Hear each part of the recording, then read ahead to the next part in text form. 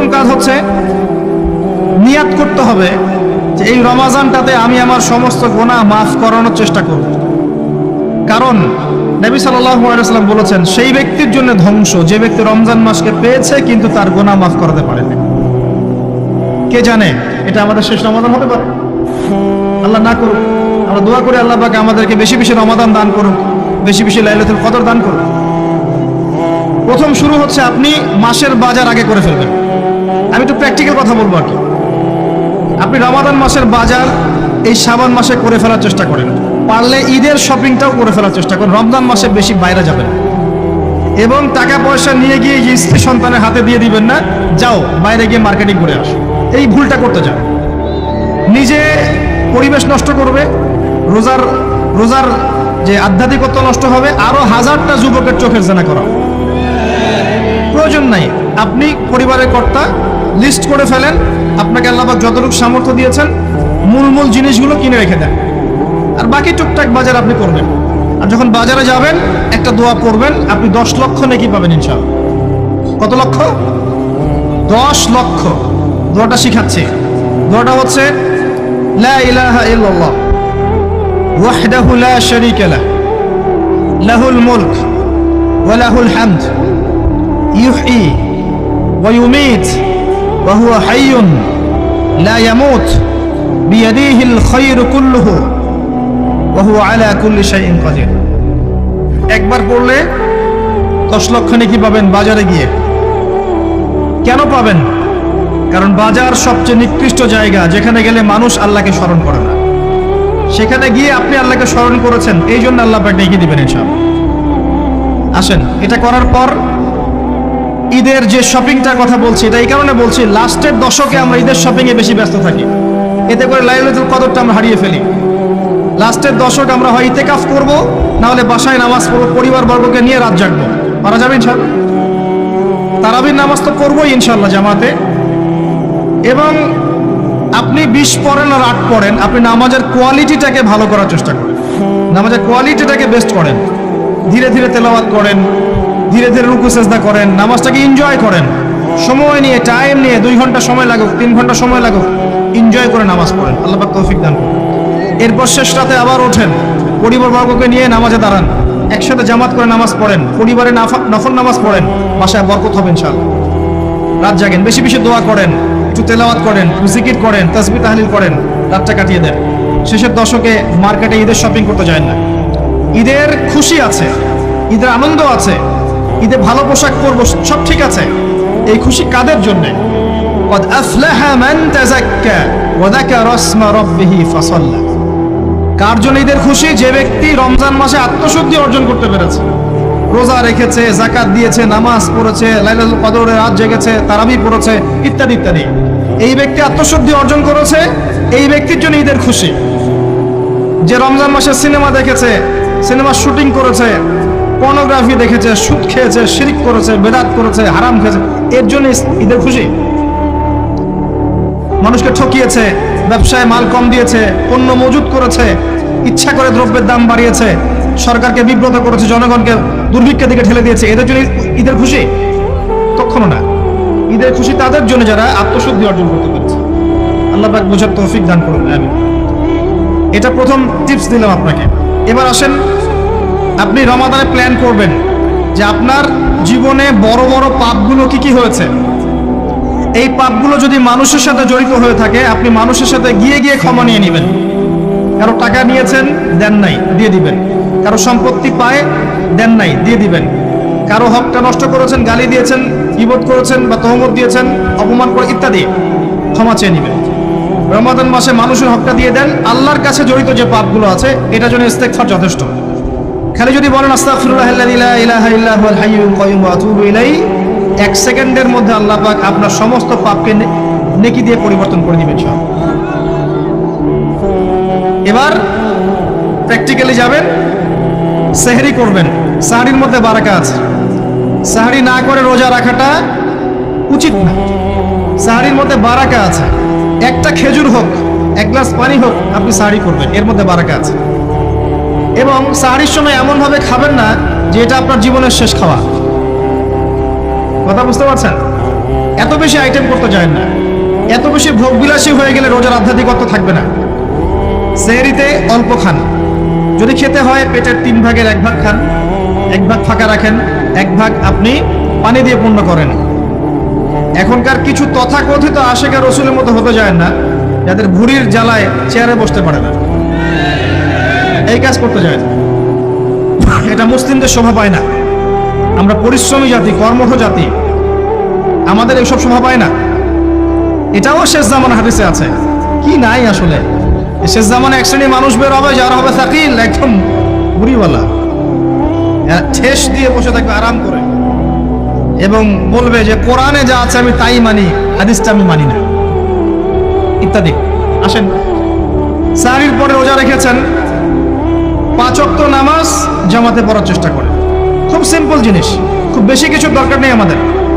5 ওয়াক্ত নামাজ আপনি জামাতে পড়ার চেষ্টা করেন। বাসার থেকে ওযু করে বের হবেন, প্রত্যেক পদক্ষেপ হাঁটবেন, আপনার একটা স্টেপে একটা করে গুনাহ মাফ হবে, একটা নেকি লেখা হবে, মর্যাদা বাড়িয়ে দেওয়া হবে। একে 10 দিয়ে গুণ করা হবে, রমজান মাসে আরো 70 দিয়ে গুণ করা হবে ইনশাআল্লাহ। ফজরের নামাজটা জামাতে পড়লেন, নামাজটা জামাতে পড়ার পর আপনি বসে থাকবেন, কিছু সময় জিকির, আজকার, তাসবিহ, তাহলিল করবেন। পারলে 1 পারা করে কোরআন তেলাওয়াত করবেন। রমাদান মাসে প্রত্যেক দিন 1 পারা করে কোরআন তেলাওয়াত করার চেষ্টা করবেন। 30 দিন 30 পারা, রমাদানে অ্যাটলিস্ট একটা খতম করা যাবে, অ্যাটলিস্ট একটা খতম চেষ্টা করা যায় না ইনশাআল্লাহ। ফজরের নামাজ হয়ে গেছে, আপনি কোরআন তেলাওয়াত করেন। 1 পারা পড়তে সময় লাগবে আধা ঘন্টা, 40 মিনিট, কারো 1 ঘন্টা। এরপর সূর্য উঠে যাবে, উঠে গেলে পরে আপনি 2 রাকাত ইশরাকের নামাজ পড়বেন, নামাজটা পড়ে বাসায় যাবেন। আল্লাহর নবী বলছেন সাল্লাল্লাহু আলাইহি ওয়াসাল্লাম, আপনার আমল নামায় একটা কবুল হজ, একটা কবুল ওমরার নেকি লেখা হবে ইনশাআল্লাহ। এবার রেস্ট করেন, বাসায় গিয়ে রেস্ট করেন। যখন ঘুমাবেন তখন ঘুমের সুন্নাহগুলো আদায় করেন। সূরা ফালাক, নাস, ইখলাস পড়েন, ফু দেন, দিয়ে গা মাসাহ করেন, আয়াতুল কুরসি পড়ে ঘুমান, ঘুমের দোয়া পড়ে ঘুমান, ঘুমটাও নেকি হবে ইনশাআল্লাহ। এরপর হয়তো আপনি কাজে যাবেন, চাকরিতে যাবেন, বা ব্যবসায় যাবেন, বা আপনি শিক্ষাক্ষেত্রে যাবেন, ইত্যাদি ইত্যাদি। যে ক্ষেত্রেই যান না কেন আপনি মনে রাখবেন আপনি রোজাদার। যে ক্ষেত্রেই যান আপনি মনে রাখবেন আপনি রোজাদার। আমি কারোর সাথে এখন ঝগড়া করতে পারবো না, কারোর সাথে এখন মারামারি করতে পারবো না, আমি কারো গীবত করতে পারবো না, আমি মিথ্যা বলতে পারবো না, আমি মাপে কম দিতে পারবো না, আমি জনগণকে ঠকাতে পারবো না, আমি রোজাদার। এটা মনে রাখবেন। এটা মনে রাখলে পরে দেখবেন ইনশাআল্লাহ তাআলা আপনি আল্লাহকে পাচ্ছেন, আল্লাহর মারিফত পাচ্ছেন। খাচ্ছি না, আল্লাহর ভয় না। পানি পান করছি না, স্ত্রী সহবাস করছি না, কার ভয়ে? আল্লাহর ভয় না। এত কঠিন কাজ করার পরেও রোজার নেকি পাওয়া যাবে না যদি রোজা রাখা অবস্থায় আমি মিথ্যা বলি, মাপে কম দেই, গীবত করি, সুদ খাই, জেনা করি, ইত্যাদি। নবী সাল্লাল্লাহু আলাইহি ওয়াসাল্লাম বলেছেন, সেই ব্যক্তির পানাহার ছেড়ে দেয় আল্লাহর কিচ্ছু যায় আসে না, যে ব্যক্তি রোজা রেখে অশ্লীল কাজ করেছে। মা বোনদেরকেও বলবো, রোজা রেখে যদি বেপরদায় চলেন রোজার কোনো দাম নাই। রোজা রেখেও যদি এমন কাপড় পরে চলেন যেই কাপড় পরা না পরে একই কথা, ঢাকা শহরের ফ্যামিনিস্ট মেয়েদের মতো জিন্স আর গেঞ্জি পরে ঘোরেন, রোজা রাখা না রাখা পরে একই কথা। এটা রোজা হয়নি, উপবাস হয়েছে, উপবাস। ইকোনমিক সেকশন আমরা যারা আছি, আমরা যদি রোজা রেখেও সুদ খাই, আমার রোজা রাখা না রাখা আল্লাহর কিচ্ছু যায় আসে না। আমরা ধর্মীয় ক্ষেত্রে যারা আছি, জানা অনুযায়ী আমল যদি না করি, দিনকে দুনিয়ার স্বার্থে ব্যবহার করি, আমাদের রোজা রাখা না রাখায় কিছু যায় আসে না। আমরা যদি মিথ্যা বলি, অন্যের গীবত করি, অশ্লীল কাজ করি, গার্লফ্রেন্ডের সাথে সময় কাটাই, ওর সাথে কফি খেতে যাই, ডেটিং করতে যাই, এই যে ফেসবুকের মাধ্যমে চ্যাটিংয়ে প্রেম করি, ইউটিউবে অশ্লীল ভিডিও দেখি, পর্নোগ্রাফি দেখি, ইত্যাদি ইত্যাদি, এইসব রোজা রাখা না রাখা আল্লাহর কিচ্ছু যায় আসে না। আমি হাত জোর করে মিনতি করছি ভাই, খাওয়া পান করা, স্ত্রী সহবাস ছেড়ে দেওয়ার নাম রোজা নয়, এটার নাম রোজা নয়, এটা একটা অংশ রোজার মাত্র। রোজা রেখে আল্লাহর যাবতীয় হারাম ত্যাগ করলে পরে রোজা হবে ইনশাআল্লাহ। এই কাজগুলো করার চেষ্টা করি, আল্লাহ পাক তৌফিক দান করুন। রোজা রাখা অবস্থায় আপনি বেশি বেশি জিকির করবেন। কি করবেন?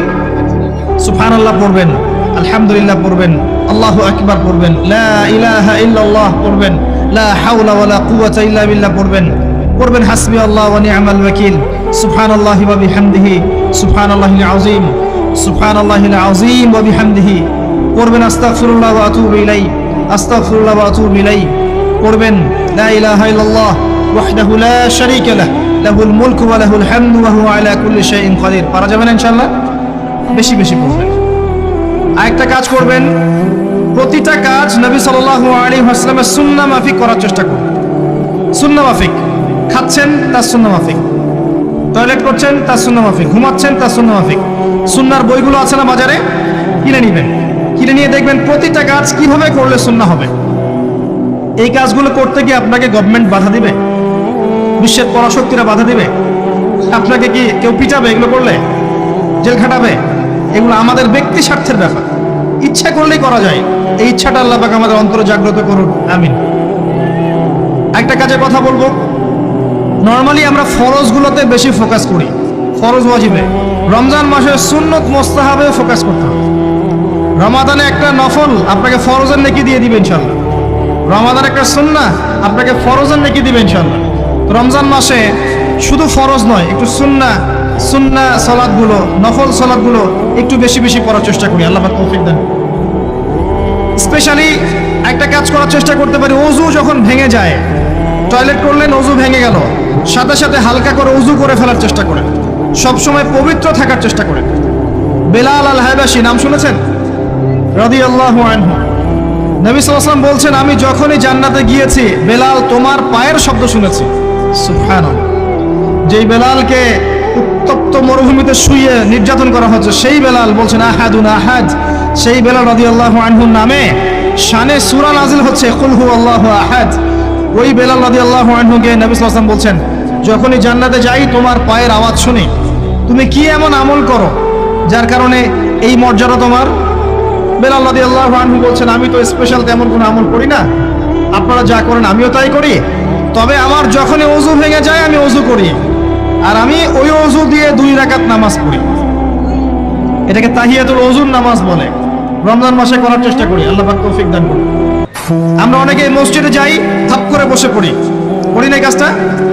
মসজিদে গিয়েছি, ধাপ করে আগে বসে পড়ি। মসজিদে গিয়ে 2 রাকাত নামাজ পড়ে বসা সুন্নত। মিনিমাম 2 রাকাত নামাজ পড়ে বসলে আপনি তাহিয়াতুল মসজিদের নেকি অর্জন করলেন, মসজিদের হকটা আদায় করলেন। ওই জায়গা আপনার জন্য সেজদার সাক্ষী থাকলো, কিয়ামতের মাঠে আপনার পক্ষে সাক্ষী দিবেন ইনশাআল্লাহ। এই সুন্নাহগুলো আমরা চর্চা করার চেষ্টা করি রমজান মাসে। রমজান মাসে দাড়িটা ছেড়ে দেন, দাড়িটা ছেড়ে দেন। এটা একমাত্র ভিজিবল সুন্নাত, দৃশ্যমান সুন্নাত, যেটা আপনার সাথে কবরে যাবে। যখন কাফন দেয়া হবে তখন দেখা যাবে না আমার সাথে আর কোন কোন সুন্নাহ আছে, এই একটা সুন্নতই দেখা যাবে আমার সাথে কবরে যাচ্ছে। কথা কি বুঝতে পারছেন? আর এটাকে আমরা এখন যত পারি মেয়ে হওয়ার চেষ্টা করছি। নবীজি বলেছিলেন শেষ জামানায় ছেলেরা মেয়েদের পোশাক পরবে, আর মেয়েরা ছেলেদের পোশাক পরবে। দেখুন মেয়েরা এখন ফর্মাল পোশাক পরছে, জিন্সের গেঞ্জি পরে ঘুরছে, আর ছেলেরা ক্লিন শেভড। ছেলেরা মেয়েদের মতো গাল বানাচ্ছে। আর কোন সাইনের জন্য অপেক্ষা করছেন? নবীজি বলেছিলেন উঁচু উঁচু বিল্ডিং নির্মাণের প্রতিযোগিতা করা হবে। একবার এয়ারে ঢাকার কাছাকাছি আসবেন। এয়ারে তো সফর করেছেন আপনারা অনেকেই। যখন এয়ার ফ্লাই করে, টেক অফ করে বা ল্যান্ড করে, যখন ঢাকার কাছাকাছি, তখন উপর থেকে আপনি ঢাকাকে দেখবেন। কেন বলেছি this is the city of Akhiruzzaman? কেন বলেছি? নবীজি বলেছেন কিয়ামতের 2টা মেজর সাইন, 2টার মধ্যে একটা হচ্ছে আনতারাল হুফাতাল উরাতাল আলাতা রিয়াশাইয়া তাতাওয়ালুনা ফিল বুনিয়ান। যখন সমাজের দরিদ্র শ্রেণীর মানুষেরা, যাদের পায়ে স্যান্ডেল ছিল না, গায়ে কাপড় ছিল না, এরা উঁচু উঁচু বিল্ডিং নির্মাণের প্রতিযোগিতা করতে থাকবে, ফান্তাজিরিস সাআহ, তখন কিয়ামতের অপেক্ষা করতে থাকবে। আজকে থেকে 100 বছর আগে ছিল এগুলা? 200 বছর আগে ছিল? সুবহানাল্লাহ। আর কোন সাইনের জন্য অপেক্ষা করছেন?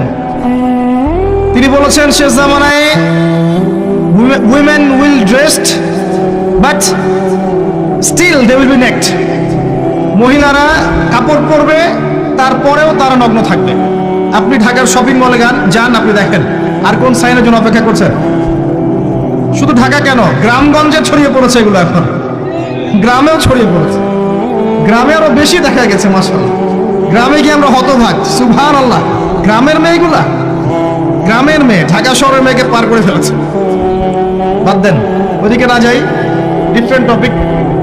আমরা রমাদান মাসের সুন্নাহগুলো আমল করার চেষ্টা করি। তাহিয়াতুল মসজিদ আমল করার চেষ্টা করেন, তাহিয়াতুল ওযু আমল করার চেষ্টা করেন, বেশি বেশি জিকির করেন। এবার আসেন রমাদানে যাকাত হিসাব করবেন। যাকাত, আপনার যাকাত হিসাব করেন, কত টাকা যাকাত এসেছে। যাকাতের হিসাব জানেন তো? হ্যাঁ, 7.5 ভরি স্বর্ণ, রৌপ্য কত?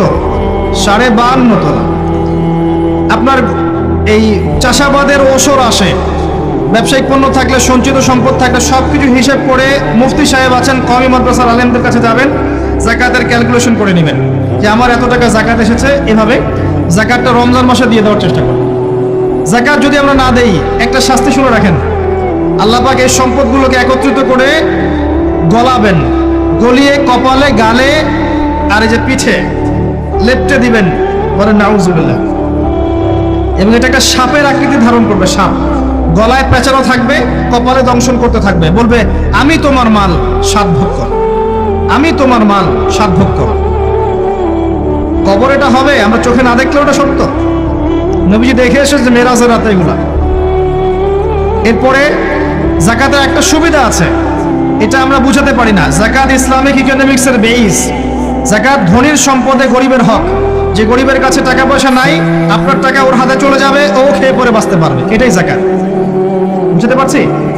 যাকাতটা না দেন, ও আস্তে আস্তে আস্তে আস্তে আরো দরিদ্র হতে থাকবে। এর উপর আবার সুদ আছে, আবার পেপার মানিও আছে। যাকাতগুলো দিয়ে দেন, আল্লাহর ওয়াস্তে যাকাত দিয়ে। অনেক মুসলিম আছে আমরা নামাজ পড়ে যাকাত দেই না, অনেক মুসলিম আছে যাকাত দেয় না, নামাজ পড়ে। যাকাত অস্বীকারীদের বিরুদ্ধে আবু বকর সিদ্দিক রাদিয়াল্লাহু আনহু যুদ্ধ করেছিলেন, এজ এ আমির, রাষ্ট্রের পক্ষ থেকে যুদ্ধ করেছিলেন। আল্লাহ পাক আমাদেরকে যাকাত আদায় করার তৌফিক দান করুন। ফসল থাকলে ফসল, এর ওসর আসবে, ওসর এটা দিয়ে দিবেন। সেচের পানিতে হলে এক হিসাব, আর আপনার বৃষ্টির পানিতে হলে এক হিসাব। রমজান মাসে বেশি বেশি দান সাদাকা করবেন, বেশি বেশি মানুষকে দান সাদাকা করেন। পণ্যের দাম কমিয়ে দেন, মানুষকে সাদাকা করেন। প্রত্যেকটা দিন 10 টাকা, 20 টাকা, 100 টাকা সাদাকা করতে চেষ্টা করেন। এক একটা সাদাকা 70 গুণ বেড়ে যাবে ইনশাআল্লাহ। আমি আরেকটা নাসিহা করব, রমজান মাসে বেশি থেকে বেশি মানুষকে খাওয়ান, বেশি বেশি খাওয়ান, ইফতার করান। আমি বলি মসজিদগুলোতে প্রত্যেক দিন আসর থেকে মাগরিব পর্যন্ত দিনের কথাবার্তা আলোচনা করেন, তালিম করেন। আপনাদের কাছে বই আছে, মুনতাকা হাদিস আছে, আর ফয়জুল কালাম বই আছে, রিয়াদুস সালেহিন বই আছে, মিশকাত আছে, আলেম আছেন, ইমাম সাহেব আছেন। একটা বিশেষ বিষয় নিয়ে আলোচনা শুরু করেন, মাগরিব পর্যন্ত আলোচনা চলবে, সবাই মিলে ইফতার করেন। একটা ইসলামিক পরিবেশ গড়ে তুলেন, মানুষকে ইফতার করেন, বেশি বেশি ইফতার করেন। আপনার সামর্থ্য থাকলে, সামাজিক যদি পদমর্যাদা থাকে, সমাজের মানুষকে আপনি ইফতার করান, ইফতার পার্টি করেন, ইফতার অ্যারেঞ্জমেন্ট করেন। পার্টি বলা ঠিক না, আসলে ইফতার মাহফিল বলতে পারি আমরা। ইফতার মাহফিল করেন বেশি বেশি, মানুষকে ইফতার। একজন ব্যক্তিকে ইফতার করালে ওই ব্যক্তির রোজার নেকি আপনি পেয়ে যাবেন ইনশাআল্লাহ। প্রজেক্ট করেন, ইফতারের প্রজেক্ট করেন, মানুষের টাকাগুলো নেন, সংগ্রহ করে গরিবদের মাঝে ইফতার বিলিয়ে দেন। 2টা পদ্ধতি হতে পারে, আমি নিজেও করবো ইনশাআল্লাহ তাআলা। 2টো পদ্ধতি হতে পারে, ডেইলি বেসিসে ইফতার দিতে পারেন, অথবা মাসের বাজার করে দেন। এক মাসে কি কি লাগে, কতটুকু চাল, বুট, ডাল লাগে লিস্ট করেন, করে একটা ফ্যামিলিতে একটা প্যাকেট পাঠিয়ে দেন। দেখবেন পুরো ফ্যামিলি ইনশাআল্লাহ তাআলা রমজান মাসটা খেয়ে পরে বাঁচতে পারবে। এগুলো আমরা না করলে কারা করবো? অমুসলিমরা করবে। অমুসলিমরা করে করেই তো সবাইকে খ্রিস্টান বানাচ্ছে। কোথায় আছেন আপনি? সমাজ সেবা করে করে তো মানুষের ঈমান আমল হরণ করে ফেলছে, আর আমরা সমাজ সেবা করতে চাচ্ছি না। জি, আমরা গরিব মানুষের পাশে দাঁড়াচ্ছি না, ওরা গিয়ে দাঁড়াচ্ছে। দেখবেন মানুষ বলছে হ্যাঁ এই ধর্ম তো ভালোই, আমি খ্রিস্টান হয়ে যাই। কত মানুষ যে খ্রিস্টান হয়ে যাচ্ছে আপনি জানেন? পরে বুঝবেন, যখন আমরা এই যে হাত বাঁধা, পায়ে পা রফুলে ইত্যাদি নিয়ে মারামারি করছি, কে কোন মাযহাব, কে কোন তরিকা, কার কোন ত্রুটি আছে, এগুলো নিয়ে আমরা সোশ্যাল মিডিয়ায় ঘাটাঘাটি করছি। এই সময়গুলোর মধ্যে এগুলো অনেক এগিয়ে গেছে। এরা আরো এসব এই খোরমা জিলাপি নিয়ে মারামারি করতে থাক, দেখবেন আস্তে আস্তে আস্তে আস্তে কোন দিকে চলে যায় পরিস্থিতি। গলার মধ্যে দড়ি দিয়ে ফাঁস লাগানো হয়ে গেছে, খালি টানা বাকি আছে। আরে এখন ঝগড়া করে বেড়াচ্ছে কোন আলেমের কোন সমস্যা। লাহুম কুলুবুন লা ইয়াফকাহুনা বিহা, আল্লাহ পাক বলেছেন সূরা আরাফ 179-তে। রমজান মাসে বেশি বেশি ইফতার করান, বেশি বেশি দান সাদাকা করেন। আর একটা কাজ বলে আমি শেষ করছি, রমজান মাসে পরিবারকে সময় দেন, পরিবারকে সময় দেন। পরিবারের হক আছে আমাদের উপরে, স্ত্রীকে সময় দেন, স্বামীকে সময় দেন, একসাথে ইফতার বানান। একটা পরিবেশ, একটা আনন্দ, একটা উৎসবের আমেজ যেন বিরাজ করে। ছোট ছোট বাচ্চা থেকে রোজা রাখতে উৎসাহিত করেন, সবাই একসাথে বসে একটা বড় প্লেটে ইফতার করেন। বাচ্চারা যখন বড় হবে তখন বলবে ছোটবেলায় আমরা বাবা মার সাথে এভাবে ইফতার করেছি, সংস্কৃতি লালন করেছি। পারিবারিক হৃদ্যতায় চলে আসেন, প্রতিবেশীকে ইফতার পাঠান, প্রতিবেশীকে ইফতার হাদিয়ে দেন, মসজিদে একসাথে ইফতার করেন। তারপর রাতের বেলা তাহাজ্জুদে দাঁড়ান, তারাবিতে দাঁড়ান, তারাবি নামাজে ধীর স্থিরভাবে কেরাত করেন। ইমাম যাকে নিযুক্ত করবেন তাকে সুললিত কণ্ঠে কোরআন তেলাওয়াত করতে বলবেন, ধীর স্থিরভাবে, তাকে প্রেশার দিবেন না। তার দায়িত্ব নিয়ে নেন, ইমাম হাফেজদের পুরো মাসের দায়িত্ব নেন, তার পরিবারের দায়িত্ব নেন। একটা সম্মানজনক হাদিয়ার ব্যবস্থা করে দিবেন যাতে করে তারা নিশ্চিন্তে থাকে পুরো মাস, তাকে অন্যদিকে ফোকাস করতে না হয়। অন্যান্য কান্ট্রিতে যখন কোনো সায়েন্টিস্ট থাকে তার পরিবারের দায়িত্ব পুরো রাষ্ট্র নিয়ে নেয়, সে ঠান্ডা মাথায় গেলে গবেষণা করবে। একই প্রসেস, আপনি আলেম ওলামা ইমাম হাফেজদের দায়িত্ব নিয়ে নেন, তার পরিবারের দায়িত্ব নিয়ে নেন, বা হুজুর আপনি আপনার কাজ করেন, আমরা আপনার পরিবার দেখছি। তাকে আপনি কোরআন তেলাওয়াত করতে দেন, কোরআন হিফজ করবে, মানুষকে কোরআন শেখাবে, তারাবির নামাজ পড়বে, ইমামতি করবে, মানুষকে দার্স দিবে, খুতবা দিবে। আসেন যে মেজর পয়েন্টটা বাকি আছে সেটা বলি। তার আগে এটাও বলি যে ইফতার করার সময় বেশি খাবেন না। যদি আপনি বেশি খান তাহলে আপনি তারাবির নামাজে দাঁড়াতে পারবেন। আর একটা মেজর কথা, এটা লাস্ট পয়েন্ট, সেটা হচ্ছে এই মাসে কি নাজিল হয়েছে ভাই, কোন কারণে এই মাসটা সম্মানিত। এই মাসে আল্লাহর কিতাবকে সময় দিতে হবে, এই কিতাবকে সময় দিতে হবে। আল্লাহ রাব্বুল আলামিন বলেছেন এই কিতাবের মধ্যে সবকিছুর সমাধান আছে। আল্লাহ পাক বলেছেন এই কিতাবে কোনো সন্দেহ নাই। আল্লাহ পাক বলেছেন এই কিতাব আমাদের জন্য সুসংবাদ এবং শেফা, আরোগ্য, রহমা। এখন একটু বসেন, একটু সময় নেন। এই কিতাব প্রথমত আপনাকে তিলাওয়াত করা শিখতে হবে। রমজান মাস আসার আগেই আপনি তিলাওয়াত করা শিখে ফেলেন। যদি না জানেন, রমজান মাসে পুরো এক মাস তাজবিদ শিখবেন স্থানীয় ইমামের কাছে, পারবেন না? এক মাসের মধ্যে কোরআন তেলাওয়াত শেখা সম্ভব, এক মাসে শেখা সম্ভব। বলছিলাম রমাদান মাস এবং লাইলাতুল কদরকে সম্মানিত করা হয়েছে একটা কারণেই, কারণ এই মাসে এই রাতে আল কোরআন নাজিল করা হয়েছে, এটাই কারণ। কোরআন কখন নাজিল হলো? যখন সমাজে সুদ আছে, মদ আছে, জেনা আছে, ব্যভিচার আছে, শিরক আছে, এরকম সমাজে প্রথম কি নাজিল হলো? পড়ো। প্রথমে নাজিল হয়নি শিরক করো না, প্রথমে নাজিল হয়নি যে সুদ খেও না, প্রথম আয়াত এটা ছিল না জেনা করো না, প্রথম আয়াত এটাও ছিল না মূর্তি পূজা করো না। হ্যাঁ, প্রথম আয়াত কি? ইকরা, পড়ুন। আল্লাহ পাক বুঝাতে চাচ্ছেন সমাজের জাহিলিয়াতকে দূর করতে হলে লেখাপড়ার কোনো বিকল্প নাই, এবং সেই পড়াশোনাটা হতে হবে আল্লাহর ওহীর আলোকে। যে ওহীটা আল্লাহ পাক নাজিল করেছেন এর বেসিসে আপনাকে পড়াশোনা করতে হবে।